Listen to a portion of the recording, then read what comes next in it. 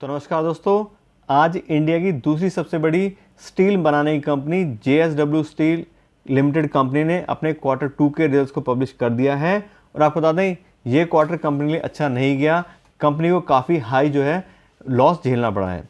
अगर हम बात करें नंबर्स की, तो सबसे पहले देखते हैं कंपनी के रिवेन्यूज़। और इस क्वार्टर में कंपनी के रिवेन्यू आए हैं 41,778 करोड़ रुपये, जबकि पिछले क्वार्टर में कंपनी के रिवेन्यूज थे 38,086 करोड़ रुपये। और पिछले साल के सितंबर 2021 से कंपेयर करें तो तब कंपनी के रिवेन्यू थे 32,503 करोड़ रुपये। यहाँ पे देखें तो क्वार्टर टू क्वार्टर बेस पे कंपनी के रिवेन्यूज 10% से इंक्रीज हुए हैं, और ईयर ऑन ईयर बेस पे देखें तो कंपनी के रिवेन्यूज 29% से इंक्रीज हुए हैं। तो कंपनी की सेल्स अच्छी जा रही है, कंपनी की सेल्स में काफ़ी अच्छे से इजाफा हो रहा है, तो कंपनी में ग्रोथ तो आ रही है। लेकिन बात करें कंपनी के प्रॉफिट की, तो इस क्वार्टर में कंपनी का जो ऑपरेटिंग प्रॉफिट था उसकी जगह कंपनी को लॉस झेलना पड़ा है। 1752 करोड़ रुपए कंपनी का ऑपरेटिंग लॉस आया है, जबकि पिछले क्वार्टर में कंपनी का जो ऑपरेटिंग प्रॉफिट था वो था 4,292 करोड़ रुपए, और लगभग सेम से ही हम देखें तो रिवेन्यू थे 38 करोड़ के और यहाँ पे 41 करोड़ रुपए। लेकिन फिर भी इस बार कंपनी को लॉस झेलना पड़ा है, और उसके रीज़न की बात अभी हम आगे करेंगे। उसके बाद बात करें पिछले सितंबर 2021 के कंपनी के ऑपरेटिंग प्रॉफिट की, तो वहाँ पे कंपनी का ऑपरेटिंग प्रॉफिट था 10,417 करोड़ रुपये।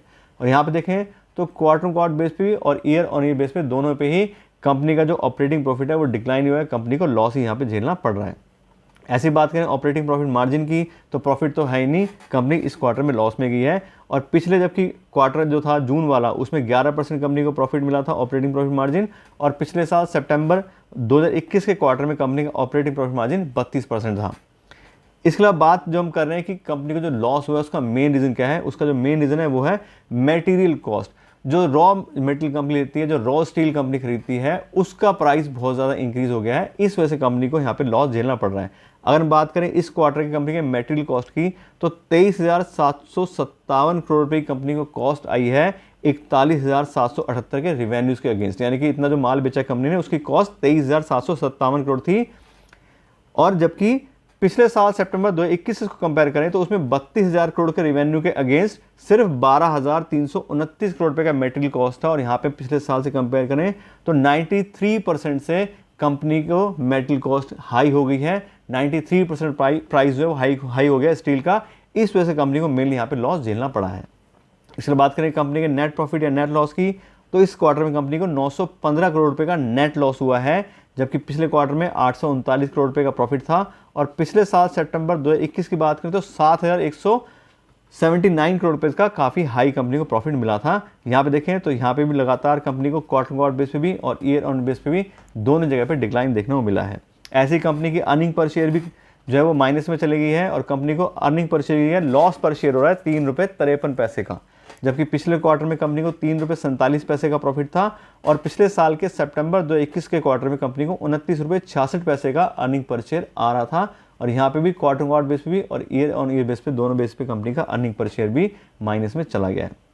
तो कुल मिलाकर बात करें तो ये क्वार्टर तो कंपनी का बिल्कुल भी अच्छा नहीं गया है। कॉस्ट जो है कंपनी की बहुत ज़्यादा इंक्रीज़ हो गई है। लेकिन फिर भी अगर बात करें कंपनी में इन्वेस्टमेंट के बने रहने की या बाहर निकलने की, तो मेरे हिसाब से अभी हमें वेट करना चाहिए, क्योंकि जो भी ये कमोडिटी के प्राइसेस हैं ये काफ़ी तेज़ी से चेंज भी होते हैं, और हो सकता है आने वाले टाइम में कंपनी इनको अच्छे से मैनेज कर पाए अपनी कॉस्ट को। और क्योंकि बहुत बड़ी कंपनी है, कोई छोटी मोटी कंपनी नहीं है, तो मैनेजमेंट भी अपना सारा दिमाग लगाती है। तो उस हिसाब से देखें तो अभी जल्दबाजी में कोई डिसीजन नहीं लेना चाहिए कि हमें कंपनी से एग्जिट करना है। तो हमें अगर हमने शेयर लिए तो अभी थोड़ा और हमें टाइम वॉच करना चाहिए, और फिर हम डिसीजन लेंगे अगर लगातार कंपनी के प्रॉफिट में कुछ गड़बड़ यहाँ पे आती है। दूसरी सबसे बड़ी इन्वेस्टमेंट की जो बात होती है वो ये होती है कि हमें अपना पोर्टफोलियो क्रिएट करना चाहिए, और हमारे पोर्टफोलियो के अंदर कभी भी ऐसा नहीं होना चाहिए कि एक ही कंपनी के अंदर हमने बहुत ज़्यादा हाई परसेंटेज में अपना पैसा लगाया है। हर एक कंपनी हमारा थोड़ा थोड़ा पैसा होना चाहिए, 5%, 7%, 8%, 10% के आसपास मैक्सिमम। तो अगर कोई एक आधी कंपनी प्रॉब्लम आ भी जाती है हमारे पोर्टफोलियो में बहुत ज़्यादा फर्क नहीं पड़ता। लेकिन अगर एक ही कंपनी में बहुत ज़्यादा पैसा हमने इन्वेस्ट कर देते हैं तो हमें उस कंपनी में प्रॉब्लम आने की वजह से हमारा पोर्टफोलियो काफ़ी ज़्यादा गड़बड़ हो सकता है। तो कुल मिला के बात करें तो JSW स्टील को इस क्वार्टर में लॉस झेलना पड़ा है। कंपनी के जो रिजल्ट्स हैं वो अच्छे नहीं आए, लेकिन ऑलरेडी हम बात करें मार्केट को और जो रिसर्च एनालिस्ट है उनको पता था कि ऐसे रिजल्ट आएंगे, 90% के आसपास कंपनी का प्रॉफिट गिरेगा, क्योंकि ऑलरेडी सबको पता था कि स्टील के प्राइस लगातार बढ़ रहे हैं। तो अभी के लिए इतना रखते हैं। Thank you so much.